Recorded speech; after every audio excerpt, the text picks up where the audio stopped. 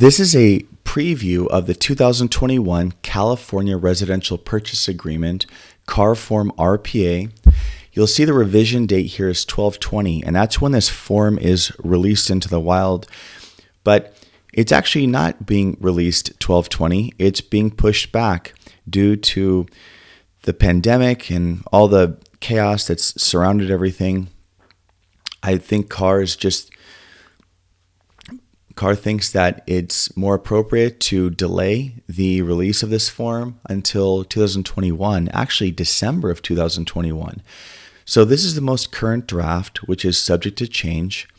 And you, as an agent, can also offer feedback to Car and give them suggestions on how to improve this form.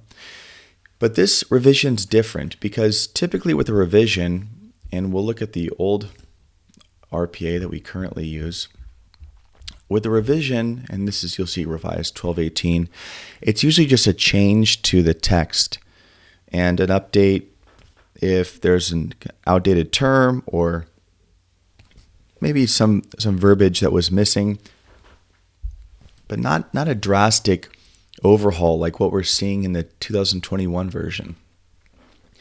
And the biggest thing, obviously you'll notice it immediately, is that there's this new grid format that extracts important terms from the contract and puts them here in an easy to read grid format that reminds me of, this is kind of how disclosures are going in the lending world too.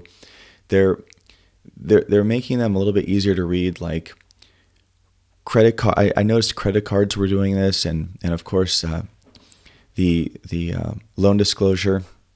And so the idea is that it's easier for agents and consumers to identify important terms. And we'll go through this very quickly and compare.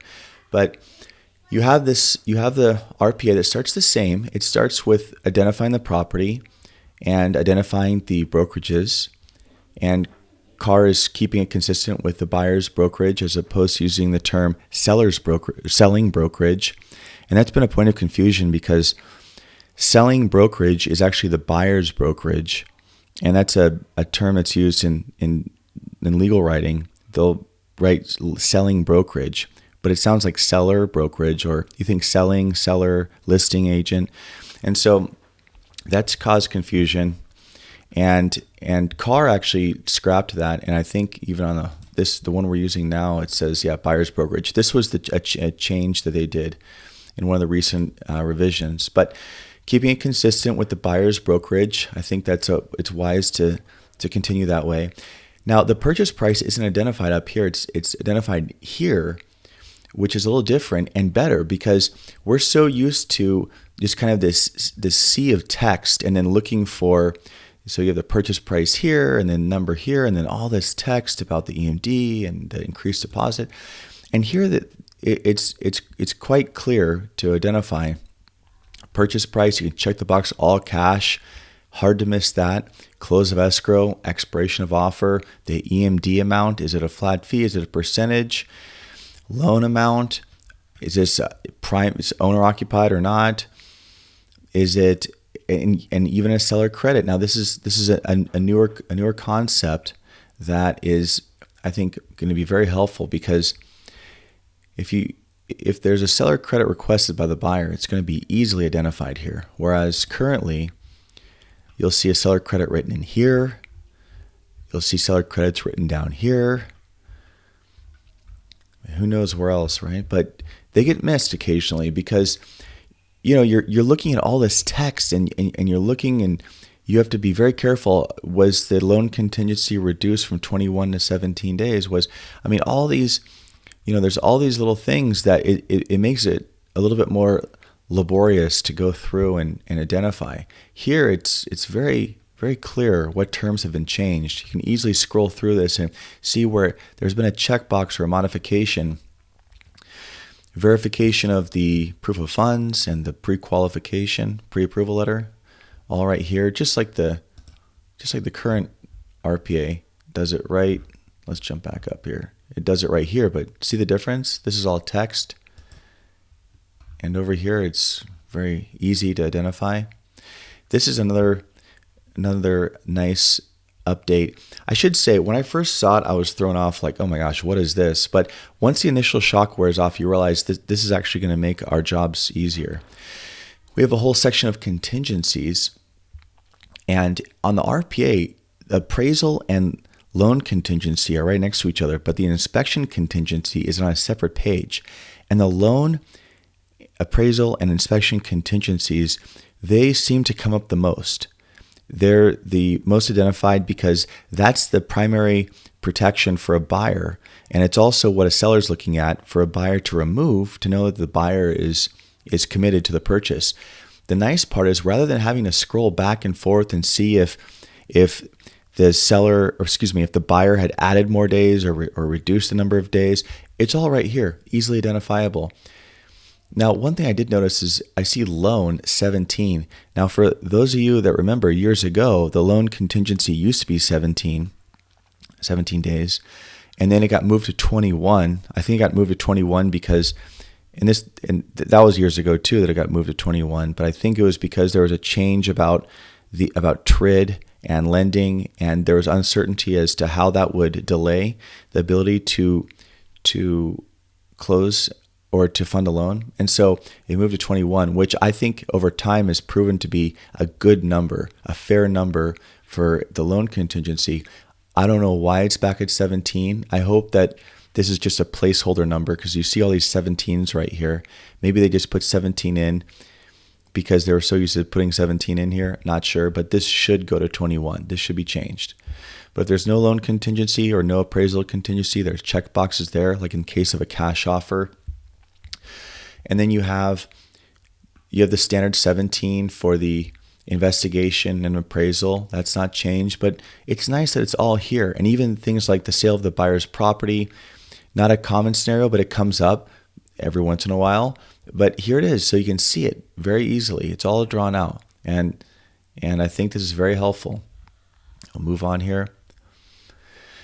Now, so this section's interesting because let me jump over to the equivalent. So this is talking about what's included or excluded with the sale. And as agents now, we check this box. This looks familiar, right? You check the stove, the refrigerator, the washer and dryer. And it says right here that here's what's already included. This is what conveys. Well, here it doesn't.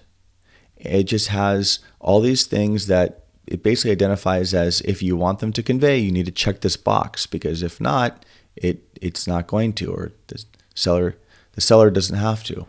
And it's okay. I mean, it updates. It has the electric car charging stations and all these things that address modernization of homes. But you have to reference paragraph 9 to see what's automatically included. I mean, of course, we know as agents, fixtures are included in everything. But it's good to remind, to have this up front and the check boxes after it. That's what I liked about the old RPA. So it's not a bad thing, but it made me realize, when I first read through this, it made me realize that, because at first I'm going through and I'm looking at this grid and I'm seeing that there's the checkbox and the purchase price and the EMD, and there's not all that text that surrounds it that's kind of cumbersome. And then I realized, okay, this is a 16-page purchase contract. Right now we have the 10-page purchase contract that we use. This is 16. What they've done is they haven't radically changed the contract itself in terms of the provisions and the structure, conceptually what it is as the RPA. They've just extracted the most important terms. They've front-loaded this document with this grid to make all those terms easily identified. So they've been extracted to be more visible, and then they continue on with basically all the text that we have in the current purchase contract.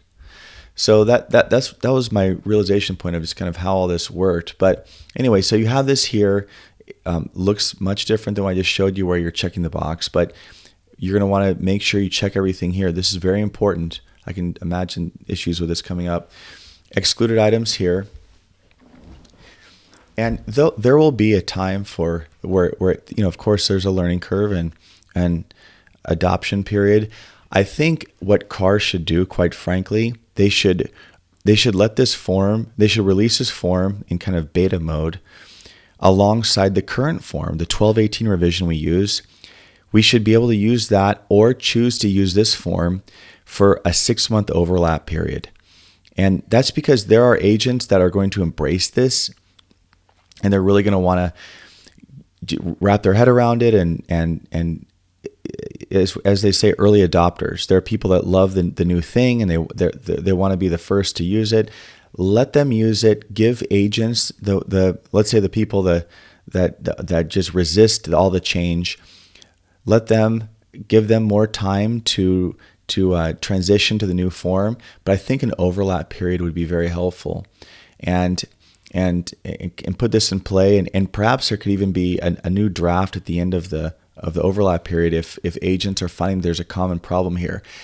That might be CAR's plan already, but the idea of jumping from the old form to the new form, going into zip forms and just having that one option, I think that's going to freak a lot of people out. So I think it'd be wise to have a long overlap period where either RPA can be used, because all the terms are the same. The document just looks a little bit different, but all the terms are in there.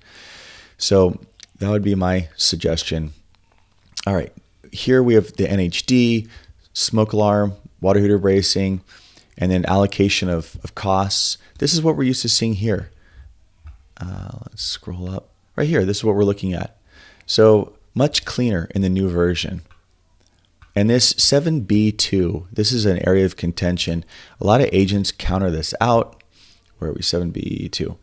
A lot of agents counter this out or leave it unchecked. I don't like that. I know why they do it. It makes sense why they do it. But I think that if you're in a particular city that does have point of sale requirements or inspections, it should already be determined initially who's going to pay for that. This reminds me of the termite, because where are the inspections? So we have NHD. Okay, so why do we not have report paid? So this is where we're going to have to write in the termite report or wood destroying pest inspection if you want to use the fancy proper verbiage. So you would put in, agents are going to write termite here. I can already see it now, paid for by the seller. So here's okay, now this is missing. So additional terms should have prepared by. I'm just kind of thinking as we're going through here, because see here we have termite inspection prepared by buyer's choice or seller's choice or reputable company, or how it's written. But if there's an empty area so one would assume that this would be the termite inspection would be done here, wood destroying pest report, and then after that you would do a physical property inspection paid for by the buyer. But the termite, so I actually think they should have a third one of these boxes here, and this needs to have a line. This needs to have a fillable field so you can write in who the vendor is going to be. I don't know. So if they have the empty space and there's no line in there, they need to utilize that space. Just like how we have here. It's the same idea, prepared by. That's what should be done here. So just something to look out for. Hopefully that's fixed by the time this is released. There's plenty of time to do it. All right. And then we have, 7B2, this is great. It's going to identify who is responsible for which of these fees. And we have title and escrow paid for by either party or both, and the name of the company. See how they have the name of the vendor here? They need to do the same idea, like a prepared by or something up here. HOA. So all very easy. This nice, open, very clear space, or if you want to write in additional terms about whatever arrangement the parties come up with. This is a great section because it kind of brings together all the different scenarios and their respective car form, so you can incorporate it. I mean, if there's a septic, because it's a rural property, you can check the box, and you have the SWPI here. You can have the tenant occupied property. So you can check the respective boxes. I imagine Zip Forms is going to automatically incorporate that addendum, and it has the car form acronym here, and you can add that. And then here, I won't spend too much time on this, but this is basically all the text that expands on the distilled and extracted terms we saw in the grid on the earlier pages. And this is what we do as brokers, and we're always looking at this text, because when someone's not performing, you need to see how the other party can enforce, and this is almost like the instructions that you see on an IRS form or a DRE form that accompany the questionnaire. You have the long text instructions. This is what this is. And so you had the whole contingency section in that grid, and now you have all this text where, and this is a big part of my job as a broker, is I'm looking at this and seeing what, this basically spells out what the parties are obligated to do, or what recourse the other party has, and how to enforce that. That's all done here. And this isn't too radically different than the current RPA. It's just that it's the grid front-loaded all of the terms, and then they're restated here in that ocean of text, which is smart, because before we were looking at that huge sea of text where it was easy for stuff to get lost in there. All right, so we'll go through here. Most all this is the same, with just small changes to some of the text. And we'll just kind of go through it quickly, because you could just go so deep down the rabbit hole with all of this.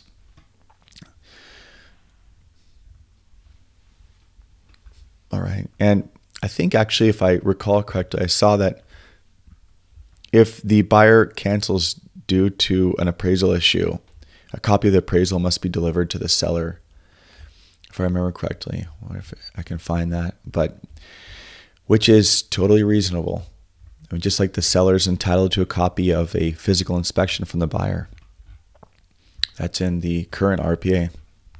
All right, so this is all stuff that you can see. Oh, they have a section. This might be all new on assignments, which are common because there's been a lot of people that have gotten into wholesaling and assigning contracts.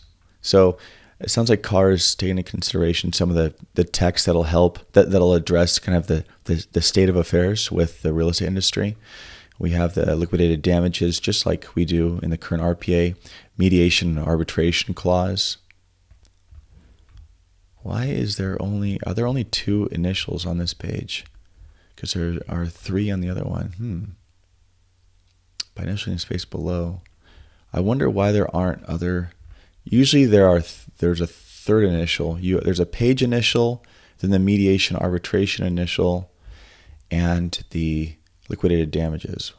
Why are there only 2 on this page? Well, they'll have to figure that out themselves, I guess. Okay.